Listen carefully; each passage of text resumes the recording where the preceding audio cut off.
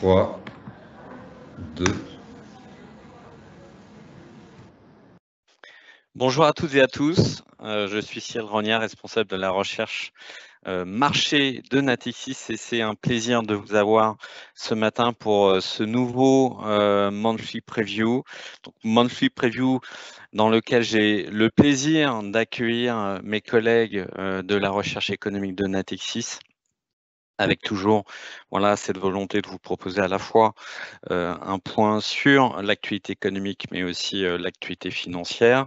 Donc, côté économie, c'est aujourd'hui Adrien Camat, donc notre économiste France-Belgique zone euro, qui va intervenir et qui va nous faire justement en fait un point zone euro et pourquoi pas un petit point France. L'actualité politique est toujours importante. Bonjour Adrien. Ensuite, on parlera actifs financiers et principalement en fait marché-action, qui ont rebondi dernièrement grâce à cette baisse notamment de 50 points de base de la Fed. Et c'est Émilie Tétard qui va nous parler marché-action, cycle. Est-ce que c'est une bonne chose ou pas que la Fed soit agressive? Vraisemblablement oui. Bonjour Émilie. Bonjour. Et comme d'habitude, on va aussi avoir un point FX. Ça a été l'un des marchés de l'été, notamment avec ces mouvements assez impressionnants côté yen.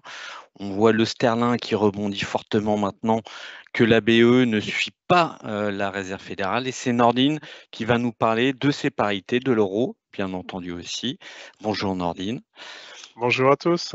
Et on va essayer de tenir ça dans une petite quarantaine de minutes, avec toujours la possibilité pour vous de poser vos questions. N'hésitez pas, bien entendu, on va y répondre en live via cette option Q&A que vous retrouvez dans votre application Teams, mais aussi on va vous laisser à la fin des 3 interventions de mes chers collègues la possibilité de poser vos questions et on y répondra avec plaisir.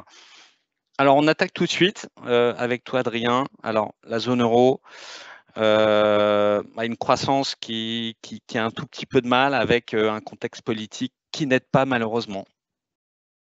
Oui, bonjour Cyril, bonjour à tous. Oui, effectivement, côté zone euro, alors je pense qu'on peut avancer là-dessus. Hop, voilà. Alors avant de parler de la zone euro, on va quand même faire un petit zoom sur les US, et puis après on rebasculera côté zone euro parce que c'est comme cet outlook monde.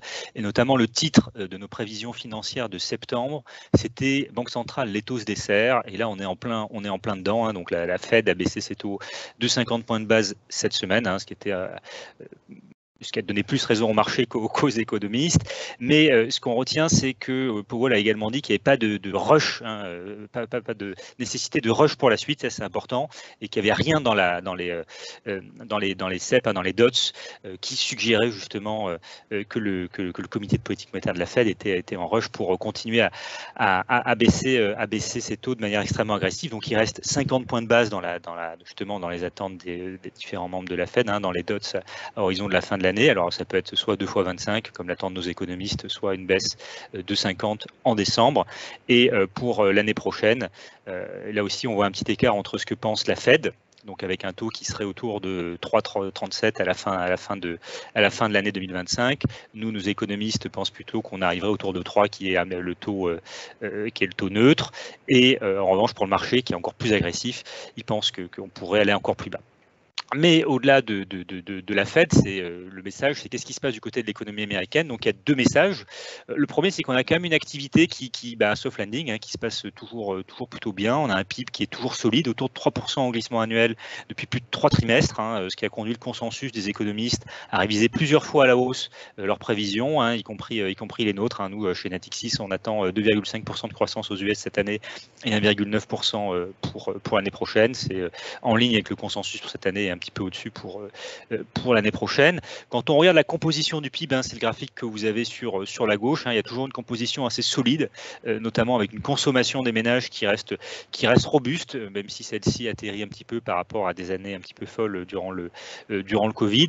Et ça, Comment est-ce qu'on l'explique? C'est tout simplement parce qu'on a des gains de pouvoir d'achat qui s'essoufflent, hein, c'est ce que vous voyez sur le graphique de droite. Alors certes, on a une inflation, on va dire, qui baisse, ou en tout cas qui stagne autour de 3% pour l'inflation totale, de 2,7% pour le PCI Core, qui est l'indicateur préféré de la Fed, mais en tout cas, on a des gains de pouvoir d'achat, notamment salariaux, qui ralentissent, surtout à une période extrêmement dynamique post-Covid. Mais ce qui a vraiment fait bouger la Fed, c'est des signes d'essoufflement du marché de l'emploi. Je rappelle que la Fed a ce mandat dual inflation et emploi, avec des NFP, c'est vraiment les données de l'emploi américaines qui sont les plus suivies, qui ont globalement déçu au cours des 2 derniers mois, 142 000 créations en août. C'était en dessous des attentes, même si c'était supérieur à juillet. Mais voilà, en juillet, on a eu des chiffres qui étaient inférieurs à 100 000, qui ont été plus basses, même si on a un taux de chômage aux États-Unis qui reste très faible, autour de 4,2%. Donc une économie américaine qui atterrit, en tout cas qui continue de se porter plutôt bien, mais qui atterrit après des années extrêmement dynamiques. Et c'est vrai qu'en zone euro, c'est la slide d'après Cyril, ce que tu mentionnes, c'est que voilà, on a une croissance qui est toujours pas très dynamique. On attend 0,8% cette année de croissance et 1,3% l'année prochaine. Alors, ce qu'on peut dire, c'est que on a une forte hétérogénéité en zone euro, donc c'est ça qui est toujours un petit peu difficile à arriver à expliquer, avec un peu une inversion par rapport à une situation qu'on a pu connaître par le passé, c'est-à-dire qu'on a une croissance qui est tirée, notamment la nouvelle locomotive de la croissance en zone euro, c'est l'Espagne, l'économie espagnole qui a augmenté par exemple au deuxième trimestre de 0,8%. C'est colossal, l'économie espagnole progresse de plus de 6% depuis les années Covid, alors qu'au contraire, l'économie qui est à la traîne, c'est l'économie allemande qui ne progresse plus. On a une stabilité du PIB depuis 2019. Alors voilà qu'on est à plus 6 pour l'Espagne, et au milieu on retrouve la France et l'Italie avec une hausse de la croissance de 3%. Quand on regarde la composition agrégée, c'est le graphique de gauche. Donc en fait, ce qui tire la croissance, alors on a une consommation des ménages qui est quand même toujours très faible, parce qu'on a des ménages notamment qui ont eu des pertes de pouvoir d'achat pendant la période de Covid, avec de forte inflation post-Covid. En revanche, voilà, ce qui tire le vrai moteur au cours des derniers trimestres, c'est vraiment le commerce extérieur, avec des importations qui ne sont pas très dynamiques, et au contraire des exportations, notamment de certains pays, qui sont assez fortes. Pour la France, par exemple, c'est notamment les exportations d'Airbus qui se portent bien, et un investissement en particulier des ménages qui est toujours très déprimé. C'est logique, on a des taux qui sont encore très élevés. Néanmoins, ça pourrait changer, c'est ce que vous voyez sur le graphique de gauche, nos prévisions. On aura un investissement qui se redresserait progressivement en lien avec les baisses de taux à venir et qui se diffuserait à l'économie, et la consommation des ménages qui redeviendrait le principal moteur de l'économie européenne. C'est très simple, parce qu'on a des salaires qui redeviennent positifs avec la baisse de l'inflation, même si les salaires nominaux ne sont pas très dynamiques, l'inflation baisse fortement, et donc ça fait des salaires réels. Et donc, sous l'hypothèse qu'on aura un taux d'épargne qui à minima se stabiliserait, voire qui baisserait un petit peu, puisqu'il est très au-dessus de sa moyenne de long terme, on aurait un nouveau rebond de la consommation des ménages. Au niveau des enquêtes de conjoncture, quand on regarde un petit peu ce qui se passe, c'est un petit peu hétérogène, pareil, au niveau des pays. C'est le graphique de droite. Ici, c'est les PMI, c'est l'indice Markit qui permet de voir un peu le sentiment des directeurs d'achat. On voit que l'activité, donc 50, qui est souvent décrit comme le seuil d'expansion ou de récession, donc on est légèrement en territoire positif, mais notamment pour la partie activité future, on voit qu'on a quand même une dégradation au cours des derniers mois. Donc c'est un peu ça il faut voir si ça se confirme ou au contraire ça s'infirme. Il y aurait une perte de momentum au cours des dernières semaines au niveau de l'économie en zone euro, et ça évidemment c'est à surveiller, puisque si ça se confirme, ça aura des implications pour la Banque centrale européenne.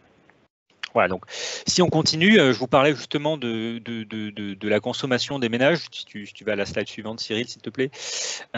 Voilà, on voit bien que ce qui soutiendrait la croissance, donc c'est la consommation, parce que vous voyez sur le graphique de gauche, on a eu des pertes de pouvoir d'achat pendant la période d'inflation très forte, c'est notamment l'année en 2022, c'est extrêmement net.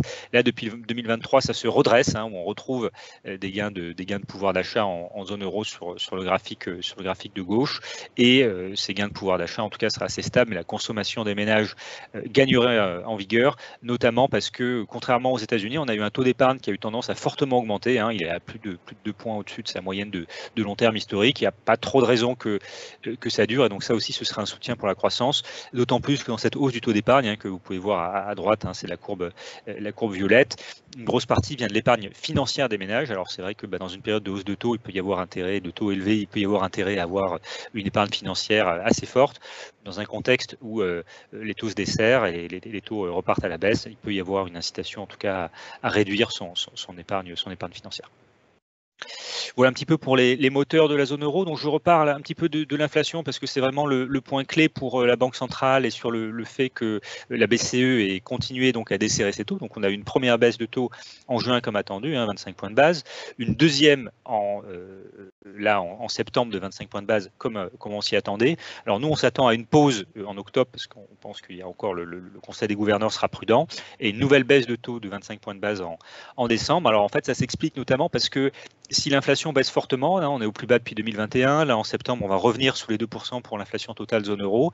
En revanche, on a quand même une persistance de la dynamique des prix sous-jacente et en particulier des prix des services. Alors un indicateur qu'aiment beaucoup regarder les banques centrales, c'est ce qu'on appelle les indices moyenne mobile 3 mois. Donc c'est ce que vous voyez sur le graphique de gauche, c'est les barres violettes qui peinent à descendre en tout cas ou qui restent assez ancrées en progression au mois le mois à des rythmes qui sont quand même très supérieurs à ce qu'on observait autour de 2018-2019. Et puis dans le détail, c'est le graphique de droite. On a certes des prix des biens qui, après avoir explosé lors des problèmes d'approvisionnement pendant le Covid, dans la reprise post-Covid, sont aujourd'hui revenus à des niveaux proches de zéro, ce qui est vraiment le rythme qu'on avait pré-Covid. En revanche, les prix des services sont autour de 4%. Et ça, si les prix des services restent à 4% en glissement annuel, ça, c'est pas compatible avec une cible de la Banque centrale à 2%. Il faudrait qu'on arrive plutôt vers 3% d'inflation des services pour que la Banque centrale puisse vraiment durablement et de manière plus forte baisser ses taux. Donc on pense que c'est possible, notamment parce que les salaires ralentissent, c'est ce qu'on peut voir sur la slide suivante. Là, c'est la bonne nouvelle vraiment qu'on a eue au cours de ce deuxième trimestre. On a des salaires négociés qui étaient qui sont à 3,6% au deuxième trimestre, alors qu'on était à quasiment 5% au trimestre précédent. Alors c'est une série qui est assez volatile, parce que notamment en Allemagne, dans les salaires négociés, vous avez des primes. Donc on s'attendait à ce que ça baisse, mais pour être tout à fait honnête, la baisse nous a surpris. Elle a été même plus forte que ce à quoi on s'attendait. Et quand vous regardez sur le graphique de droite, alors attention, parce qu'il y a une double échelle, donc c'est un petit peu trompeur. Néanmoins, le message qu'on veut vous faire passer, c'est qu'il y a vraiment une corrélation très forte entre la dynamique des salaires et la dynamique des prix des services. Et donc, quand on a des salaires qui ralentissent, ça se transmet progressivement à des baisses des prix des services. Et donc ça, on pense que ça va continuer pour que les prix des services aillent vers 3,5%. Donc ça va permettre justement à la Banque centrale européenne de continuer à baisser ses taux, surtout dans un contexte où l'inflation continuerait de baisser. Donc ça, c'est la slide suivante. On vous a représenté un petit peu les anticipations de la Banque centrale, de la BCE et du staff de l'eurosystème, qui continue de voir un atterrissage de l'inflation vers la cible, autour de 2%. Évidemment, il y a eu beaucoup d'erreurs par le passé. Néanmoins, nous, on a des prévisions qui sont également assez proches. On pense même, là, avec les baisses des prix du pétrole, avec également d'autres informations, notamment en France, sur la baisse des prix d'électricité, qui a même un risque d'inflation qui pourrait undershooter, qui pourrait être encore plus faible que 2%. Donc si ce scénario venait à se réaliser, ça pourrait dire que la Banque centrale pourrait baisser encore plus fort. Donc aujourd'hui, nous, on estime un taux terminal autour de 2,25% qui serait atteint autour de juillet 2025. C'est un peu au-dessus de ce que pense le marché qui est à 2. Néanmoins, s'il y a un undershooting en 2025, on pourrait peut-être également aller encore un petit peu plus bas si l'inflation undershoot. Comme disait Cyril, on va terminer par un petit mot sur la France et notamment sur les grandes échéances pour la France et notamment en termes d'agenda budgétaire. Donc ici, c'est un petit peu toutes les grandes dates qui nous concernent pour le budget. Donc le budget n'a pas encore été envoyé au Conseil des finances publiques. Il devait être envoyé vendredi dernier. Donc il sera a priori la semaine prochaine au mieux. La trajectoire de moyen terme ne sera pas envoyée ce jour à Bruxelles. Elle sera envoyée autour du 15 octobre. Alors, c'est pas très grave puisqu'il y a de nombreux pays européens qui choisissent de faire la même chose. Le budget ne sera pas envoyé le 1er octobre comme c'est normalement le cas, mais il sera plutôt a priori le 9 octobre. Donc, ça veut dire que le Parlement aura un délai plus court pour le voter et qu'il y a un risque d'activer l'article 47 si jamais il n'y a pas de vote au niveau du Parlement. Ça veut dire que l'agenda va être extrêmement serré, surtout qu'il y a des choix budgétaires extrêmement difficiles à faire. Un gouvernement qui est attendu donc dimanche au plus tard, mais qui doit quand même passer une possible motion de censure. Et le tout sous la surveillance de nos partenaires européens, puisque la Commission donnera un avis sur le projet de loi de finances donc mi-novembre, puisque la France est en procédure pour déficit excessif et va donc devoir proposer un ajustement budgétaire crédible d'au moins 0,5 points de PIB par an de réduction du déficit pendant 7 ans. Donc c'est un effort qui est d'une ampleur qu'on a déjà vue par le passé, notamment 2012-2015, mais en tout cas d'une longévité qui est absolument inédite en France, donc à voir comment ça se matérialise, et le tout sur les agences de notation. Donc ce soir, on a DBRS, alors il n'est pas sur cette frise, mais en tout cas, il y a quand même un petit risque de changement d'outlook. Alors Fitch nous a récemment dégradé, donc il y a moins de risques. Moody's, en revanche, c'est plus à risque, notamment de voir nos perspectives de dégrader à négatif, puisqu'on a la meilleure note parmi les 3 grandes agences chez Moody's. S&P nous a dégradé en mai. En revanche, voilà, il y a quand même des risques pour l'année prochaine, surtout si les dérapages budgétaires sont confirmés. Ça pourrait être 5,6% cette année et plus de 6% l'année prochaine si on ne fait rien, si le gouvernement ne fait rien. Et donc ça, forcément, c'est des grands sujets pour le prochain gouvernement qui aura une majorité fragile et des risques de nouvelles dissolutions en juin, qui y a un risque également pour les OAT, mais mes collègues en parleront. Voilà pour moi, merci beaucoup. On peut parler, Merci beaucoup Adrien, effectivement une actualité qui sera assez importante, tu le disais pour les OAT, on le voit aujourd'hui sur cette anticipation de formation d'un gouvernement, enfin l'annonce d'un gouvernement, on a en fait un spread OAT-Bund qui se resserre d'à peu près 1,5 point de base. Donc ça intervient après plusieurs jours en fait de sous-performance des titres français. Donc les attentes sont assez fortes, clairement, du côté des marchés. Voilà, d'avoir un tout petit peu de visibilité sur ce que sera le gouvernement et ce qu'il fera surtout d'un point de vue économique. On va passer maintenant en fait aux equity. Donc Adrien, tu as évoqué en fait la Fed. On sait que c'est un gros morceau, parce que c'est en quelque sorte le faiseur de marché. On l'a vu, l'avenir souvent en fait des marchés actions dépend des banques centrales en général et principalement de la Fed. Alors Émilie, cette Fed a délivré 50 points de base de baisse des taux. On a vu en fait ces marchés rebondir. Est-ce qu'il faut croire en fait en une embellie sur la fin d'année, ou est-ce que tu serais plutôt prudente en fait sur les actifs risqués au sens large dans les prochaines semaines? Alors, déjà, c'est vrai que si on revient sur le mood, enfin le sentiment de marché depuis l'été, en fait, ce qui se dessine vraiment, c'est un vrai refocus sur les risques macro. Comme les a décrit Adrien, on a eu une période où on a eu quand même beaucoup de révisions baissières en Chine, en Europe, et aussi l'apparition d'inquiétudes sur le marché du travail aux États-Unis. Et donc tout ça, ça s'est traduit côté marché par un peu plus d'inquiétude, un peu plus de focus sur la macro. On a vu un fort rebond des volatilités de tous les indicateurs de risque, les corrélations aussi de l'écartement des spreads de crédit. Et globalement, une hausse de tous les indicateurs de perception du risque qui a depuis reculé ou qui s'est un petit peu normalisé depuis, mais malgré tout, on est toujours au-dessus des niveaux de perception du risque du mois de juillet, par exemple. Si on regarde le VIX, il est aujourd'hui à 16, autour de 16, contre 12 au mois de juillet. En parallèle, un rallye obligataire qui a été massif, avec un fort dépricing de l'inflation, des break-even qui sont plus bas depuis le début de l'année, du pétrole aussi qui a chuté avec des questions autour de la demande globale, et un repricing, bien sûr, comme tu le décris Cyril, un repricing de banques centrales plus agressives. On avait un fort repricing de ce cut de 50 BP la semaine dernière, et globalement, voilà, un peu plus d'agressivité attendue de la part des banques centrales. Donc on voit que le mood du marché récent, c'est celui d'un facteur croissance, d'un facteur défensif qui gagne du momentum, alors que le facteur inflation en perd. On était sur mon slide suivant aussi, plus récemment, on a vu un rebond déjà de l'appétit pour le risque après le mois d'août. En septembre, à partir du 6 septembre, on a eu un rebond des actions. Un appétit pour le risque qui revenait, mais malgré tout, on est toujours dans une rotation défensive. On le voit sur les flux, par exemple. Si on regarde les flux, on a vu des flux massifs vers l'obligataire, alors que les flux vers les actions ont tendance à ralentir. Ils sont restés élevés, mais on voit un début d'inflexion. C'est ce qu'on voit sur mon graphique de gauche. Ce sont les flux actions versus bonds de la part des non-résidents aux US, sur les actifs US. Et on voit un début d'inflexion, de rotation bonds-actions. Également sur les performances relatives actions, on a vu une rotation aussi vers les défensives elles étaient en retard depuis plusieurs mois, presque années, ces secteurs défensifs, et on a vu un début de pick-up des secteurs défensifs versus cycliques aux US comme en Europe. Donc voilà, un environnement plutôt qui commence à tourner un peu plus défensif. Est-ce que la Fed peut changer ça?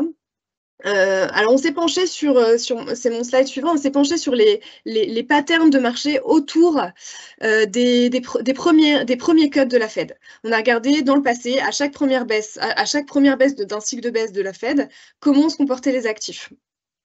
Alors, ce qui est intéressant, c'est qu'on voit que on a aussi fait ce travail en classifiant les cycles de baisse en 3 types: récession, soft landing et ce qu'on appelle softest recession, c'est voilà, les récessions douces, les récessions les moins violentes. Ce qui est intéressant, c'est qu'on voit que malgré tout, dans ces cycles de baisse, le scénario macro, il compte fortement. Dans les soft landing, on a eu des actions qui ont continué à progresser après la première baisse, alors que dans les scénarios de récession ou même de récession un peu soft, douce, il faut attendre à peu près 6 mois après la première baisse avant de voir le rebond action. Donc voilà, ça nous dit aussi que malgré tout, malgré la Fed, la macro ça compte, et si on est en récession, si on a même une récession douce, le cycle de baisse de la Fed, il va pas forcément nous prémunir contre un choc sur les actifs risqués ou contre des performances un peu plus modérées des actions à court terme. D'autant plus que ce qui est intéressant aussi d'observer, c'est qu'on voit que le rallye, le rebond action a été très fort avant la baisse, si on le compare au pattern des précédents cycles de baisse des Fed Funds. Donc voilà, ça nous invite quand même à un peu plus de prudence, alors qu'en revanche, côté bonds, côté obligataire, le pattern récent des treasuries est plus proche de celui qu'on a pu observer dans le passé, et on voit que là, dans ce cas-là, et bien évidemment, c'est assez logique, le comportement des treasuries après les premières baisses, il est moins dépendant de la macro, et on peut avoir des treasuries qui continuent à performer dans le cycle de baisse des Fed Funds. Quid maintenant d'un soft landing? Si le scénario de soft landing pricé aujourd'hui et attendu par tous se confirme, c'est mon slide suivant. En fait, on a regardé aussi on a regardé l'exemple en fait du dernier soft landing de 1995 par Alan Greenspan, et on voit que le marché aujourd'hui, dans beaucoup de ses comportements, price, et encore une fois là ce sont les graphiques, des patterns des actifs autour de la première baisse des Fed Funds en 1995 et aujourd'hui en orange. Et ce qu'on voit, ce qui est intéressant, c'est que le marché a un comportement très similaire sur beaucoup d'aspects à 1995. Et en 1995, on a vu qu'un portefeuille diversifié pouvait encore performer après la première baisse. C'est environ plus 10% de performance pour un portefeuille 60-40 en un an. Voilà, donc encore du potentiel pour les portefeuilles diversifiés dans un scénario soft landing, si on se réfère à cet historique-là. Malgré tout, la performance relative, là encore une fois, action versus obligataire, si on compare celle de 1995 à aujourd'hui, elle est vraiment très différente. En un an, on a eu plus 36 points en total return, 36 points de surperformance action versus bonds, là, en 2024, contre seulement 9 points en 1995. Donc, un pattern proche de 1995 avec une performance relative action versus bond qui est quand même un petit peu trop tilté vers les actions. Et au dernier point qui est intéressant aussi à souligner sur ce comparatif avec le passé, c'est la performance aussi des small caps versus large caps, versus S&P 500 aux US, parce qu'en fait, on a vu aussi en 1995, au début du cycle de baisse, un rebond des small caps. versus large. Mais voilà, c'est intéressant de remarquer qu'il est resté quand même assez short-lived. Il est resté assez peu durable et assez heurté comme profil. Voilà. Donc nous aussi, c'est un peu ce qu'on pense sur les small caps, c'est qu'il y a peut-être un peu de... Enfin, si le soft landing se confirme et si la Fed fait le travail, il y a peut-être un potentiel de poursuite du rebond des small caps, mais qui resterait quand même plutôt tactique. Voilà pour la Fed. Dernier point à signaler. Donc là, oui, je vais peut-être parler d'abord des risques, en fait. Voilà, donc, comme vous l'avez compris, nous, on est quand même assez, un peu comme le marché, assez centré sur les risques macro. Entre soft landing et soft recession, bah, la frontière, elle est quand même assez fine, donc ça nous invite à peut-être un peu plus de prudence à court terme dans les choix tactiques. Ça nous invite aussi à utiliser un peu plus la corrélation equity, enfin action obligataire qui est plus neutre. Voilà, utiliser l'obligataire comme valeur refuge, un peu comme on a pu le faire par le passé, enfin ou en tout cas avant ce fort rebond de l'inflation. Et ça nous invite aussi à penser que les volatilités pourraient quand même continuer à s'installer dans des régimes un peu plus élevés. Les risques, ensuite, bah, on a toujours un peu quand même ce risque, malheureusement, de pick-up, de rebond un peu plus marqué de l'inflation. C'est peut-être le risque le plus fort, en tout cas celui qui aurait le plus d'impact sur les actifs aujourd'hui. Et pour faire face à ce risque-là, il faut passer sur des stratégies un peu plus dynamiques de tendance ou alors des stratégies sur les comos. Ensuite, un autre risque qui n'est pas forcément pricé, on le voit encore là tout récemment avec la BOJ, c'est le risque de surprise côté Japon. Et sur ce risque-là, le trade qui nous paraît le plus risqué, c'est bien sûr le trade de carry FX. Et c'est vrai que si on veut faire du carry, il va falloir aller peut-être vers d'autres types d'actifs que sur le change. Et enfin, petit dernier point, j'avais préparé aussi une slide juste après sur les élections américaines. On a regardé aussi dans le passé ce qui s'était passé autour des périodes d'élections. Est-ce que ça peut être un risque de surprise aussi côté US à court terme? Alors en général, dans le passé, voilà, les élections américaines, ça n'a pas été mauvais pour les actions. Les actions, dans la majorité des cas, elles performaient avant les élections, dans les 6 mois avant les élections, dans quasiment presque toutes les périodes d'élections qu'on a observées. Et elles ont continué également à progresser dans la plus grande majorité des cas 6 mois après l'élection. Donc voilà, un risque élection, un risque US côté élection qui nous semble pas démesuré, en tout cas. En tout cas, sur les large caps américaines, c'est peut-être un peu plus vrai, un peu plus fort sur les small caps. Et là encore, peut-être un peu plus de prudence sur les plus petites capitalisations américaines. Donc, en gros, si je résume nos vues, nous, on a un biais un peu plus défensif à court terme en attendant de voir un peu plus de visibilité sur la macro. On continue de préférer les large caps américaines, les actions de qualité, et on est assez d'accord avec le biais défensif que prend le marché aujourd'hui. On trouve que l'obligataire, en combinaison avec les actions, c'est très intéressant si on est bien dans un retour des risques macro versus les risques inflation, comme ce qui semble se dessiner aujourd'hui. Et on continue d'aimer les stratégies de carry qui ne sont pas autour du FX. Puisque la BOJ reste un risque qui est pour nous un peu sous-pricé aujourd'hui. Et sur ce sujet, on a la chance d'avoir Nordine avec nous pour en parler mieux que moi. Merci pour Merci cette de votre habile attention. transition, Émilie. Alors, juste une petite aparté. Adrien ayant une contrainte, il va devoir nous quitter dans une dizaine de minutes. Si vous avez des questions sur la BCE ou la France, posez-les dans le chat, s'il vous plaît. Comme ça, Adrien pourra y répondre. Et pendant que vous lui posez ces questions, une multitude de questions, bah, on va parler FX avec Nordine Nam. Nordine, ça bouge hein, sur le FX. Heureusement d'ailleurs. Bonjour Céline, bonjour tout le monde. Oui, donc ça bouge également. Donc ça a pas mal bougé depuis cet été. Alors faut se rappeler d'abord ce qui s'est passé depuis le début de l'année. On a eu d'abord un beau rebond du dollar. On va commencer par parler du dollar, ensuite on parlera de l'euro et ensuite du yen, pardon. Et le dollar donne la tendance, imprime la tendance à l'ensemble des taux de change. Donc pour rappel, donc le dollar DXY, c'est un panier de devises contre 6 devises. Et il donne une idée un petit peu de l'évolution du dollar. Ce qu'on a pu voir, c'est que au début de l'année, le dollar était en forte hausse, boosté par le fait que la Fed n'avait pas baissé ses taux. On venait de fin d'année dernière avec de fortes anticipations de baisse des taux. Elles ont été vite déçues parce que l'activité économique américaine avait été relativement forte au premier trimestre et ça a continué au deuxième trimestre.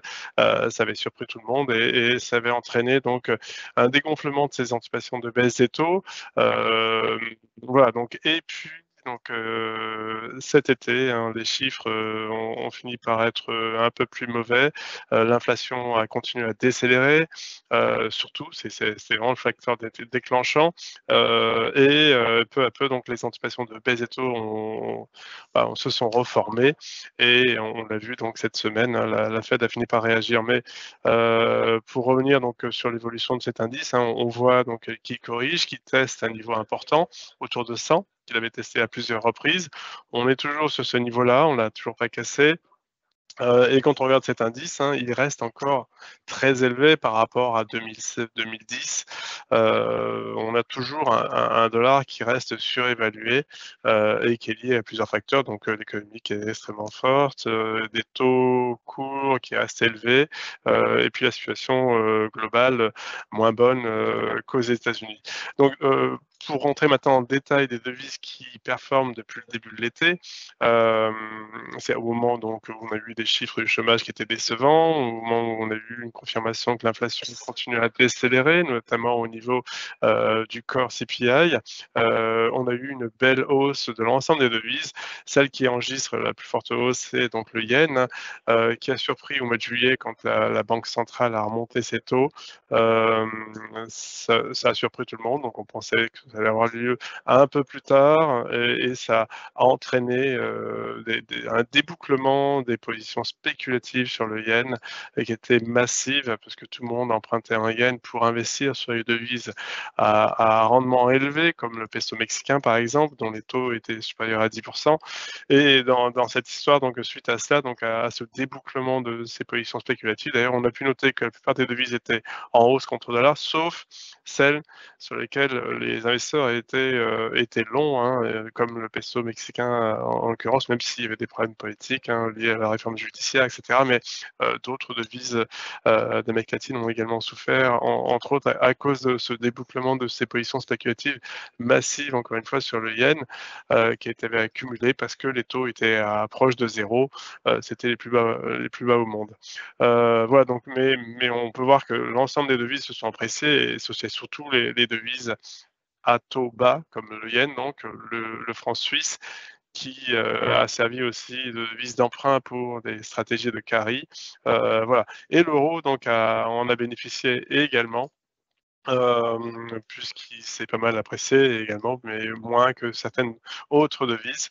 Voilà, donc la grande question maintenant qui se pose, c'est qu'est-ce qui va se passer côté dollar? On peut le voir peut-être sur le graphique suivant. Voilà, le dollar, on retrouve le dollar DXY à gauche.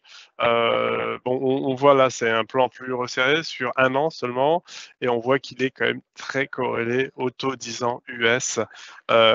Clairement, depuis qu'il baisse, on a un dollar qui corrige, et au moment où les taux longs US ont corrigé, par forte anticipation de baisse des taux de la Fed, clairement, le dollar DXY a corrigé.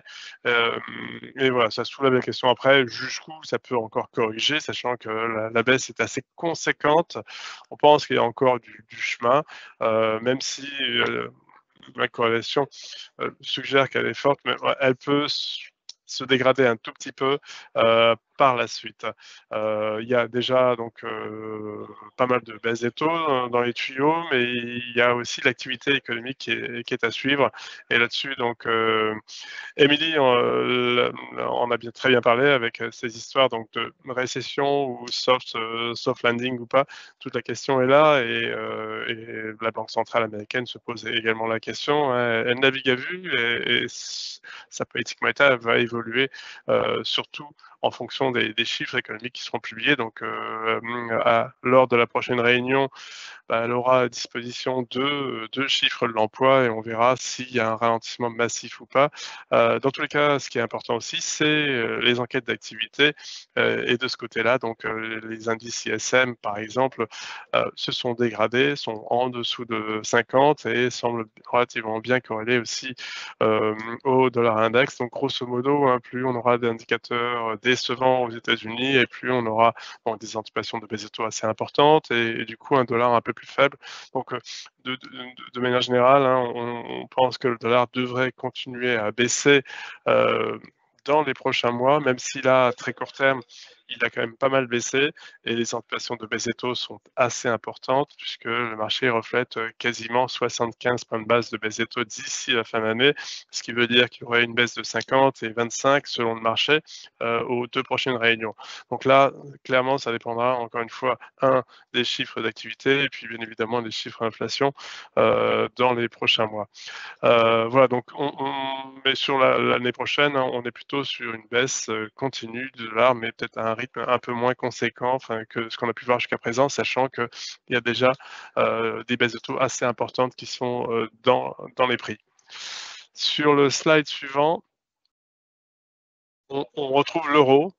L'euro à gauche et sa corrélation avec le spread de taux 10 ans, le spread de taux 2 ans, États-Unis-Europe. On voit cette belle corrélation, donc clairement avec la forte baisse des taux américains, et même si en Europe ça a baissé, mais moins vite qu'aux États-Unis, clairement, puisqu'on part de beaucoup plus haut et le taux terminal anticipé aux États-Unis est assez conséquent, en tout cas celui anticipé par le marché. Donc le spread se réduit, il était négatif, on est passé au-dessus de ce moins 150 et donc il y a des chances que ça augmente encore un tout petit peu, enfin que ça se réduise encore un petit peu et que ça soutienne cet euro-dollar un peu plus vers donc un 11 fin d'année et puis un 14 fin d'année prochaine. Il y a des éléments aussi qui montrent que le marché est aussi un peu plus positif. C'est le positionnement du marché à droite en violet. Donc on voit que les positions sur les contrats futurs euros ont fortement augmenté. Elles étaient négatives encore un tout petit peu cet été, puis clairement le marché est repassé positif et continue à être positif sur l'euro. Et puis on peut voir aussi ça sur le marché des options en regardant un petit peu ce qu'on appelle les risques reversal à 3 mois, donc ce différentiel entre les calls et les puts. Donc on est revenu sur des niveaux historiquement élevé sur ces risques reversal qui montrent que de manière générale, le marché est un peu plus optimiste donc sur l'euro à court terme dans tous les cas. Voilà, donc il y a un peu moins de facteurs européens qui jouent, c'est plus ce qui se passe côté Fed. Bien évidemment, si on a des chiffres décevants en Europe, ça pèsera un tout petit peu, mais pas non plus. Il faut vraiment que ce soit catastrophique en Europe pour que ça plombe un petit peu l'évolution de l'euro. De manière générale, on ne voit pas donc de grosses évolutions de l'euro-dollar l'an prochain parce qu'il y a déjà beaucoup de choses de pricé côté donc Fed et clairement on va être dans un range assez étroit pendant plusieurs mois, donc entre 1,10 et 1,14 à horizon fin l'année prochaine. Voilà. Et sur le slide suivant, un dernier slide pour évoquer ce qui s'est passé donc cet été au Japon. Donc, je vous disais, la Banque du Japon a relevé, a surpris les marchés en montant ses taux jusqu'à 0,25, donc elle les a remontés de 0,15, et c'est lié donc à son sentiment sur le fait que l'inflation commençait à s'installer, que les salaires aussi. Et que la croissance, bon ou mal an, même si elle ralentit, pas suffisamment dans tous les cas, selon elle. Dans tous les cas, le spread de taux 10 ans US, Japon s'est réduit de manière assez significative, ce qui a permis au dollar yen, qui était au-dessus de 150, à corriger significativement. Donc il y a eu à la fois la jambe dollar qui a chuté parce que la Fed a clairement donné des velléités de baisse des taux dès le mois de juillet. Et puis après, il y a aussi la Banque du Japon qui a remonté ses taux, etc. Donc ce spread s'est réduit significativement, on le voit à gauche, et ça a clairement entraîné ce débouclement des positions spéculatives qu'on retrouve sur le graphique de droite en rouge, ces positions spéculatives qui sont repassées maintenant positives alors qu'elles étaient très short avec pas loin de 180 000 contrats short yen juste avant l'été. Et puis maintenant, le marché, clairement, les hedge funds sont plutôt longs de yen, ne s'amusent plus à jouer des positions de carry. Actuellement, c'est trop dangereux, la volatilité est élevée. Et puis, clairement, donc la Fed qui baisse ses taux, 2, la BOJ qui remonte ses taux. Voilà.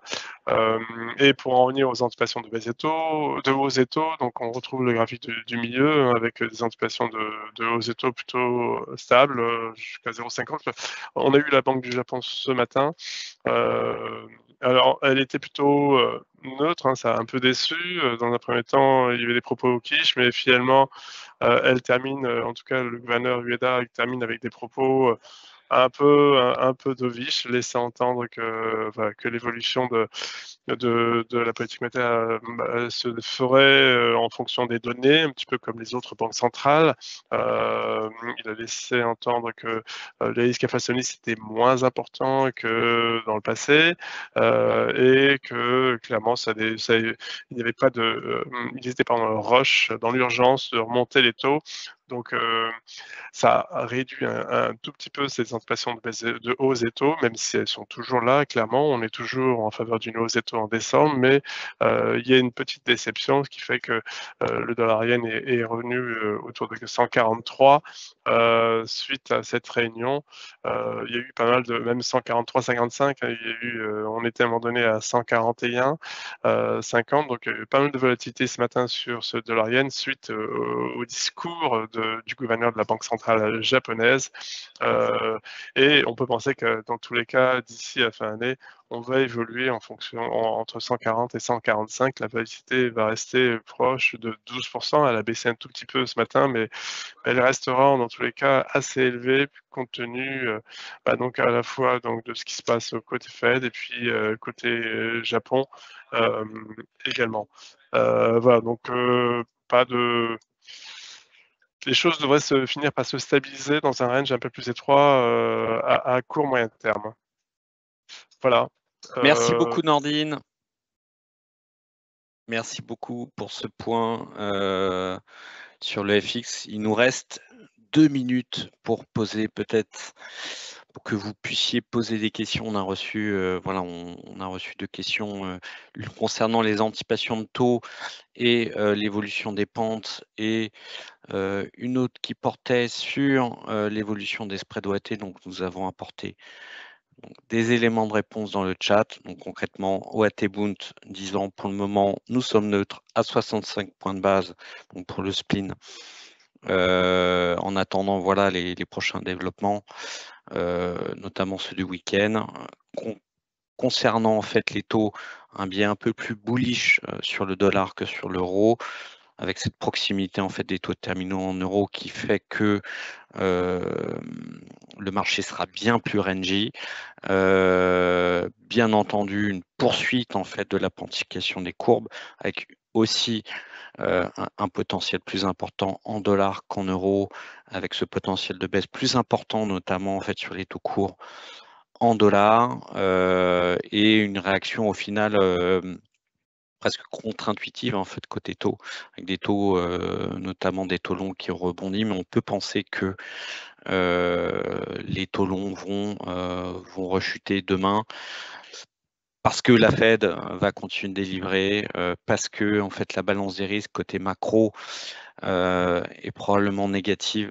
C'est le sentiment, en tout cas c'est le feedback que nous donnent aujourd'hui nos investisseurs, parce qu'on a ce rebalancing en termes d'asset allocation qu'évoquait Émilie tout à l'heure, qui est un peu plus propice en fait probablement au marché obligataire et qui amène en fait davantage de résilience. Donc ces phénomènes-là plaident pas nécessairement en faveur, en tout cas bien évidemment d'une poursuite en fait de la remontée des taux. Donc on sera plutôt deep buyers, à l'achat de duration à chaque fois qu'on aura en fait ces corrections à la hausse. Alors est-ce qu'il y a eu d'autres questions? Non. Et Adrien vient de nous laisser. Bon, j'ai pas eu le temps de le remercier. Bon, c'est pas grave. Toujours pas de questions. Écoutez, il est 10h01. Je crois qu'on va en rester là. Merci beaucoup Nordine et merci Émilie. Voilà. Je remercierai Adrien un peu plus tard. On reste à votre disposition, bien entendu, si vous avez des questions.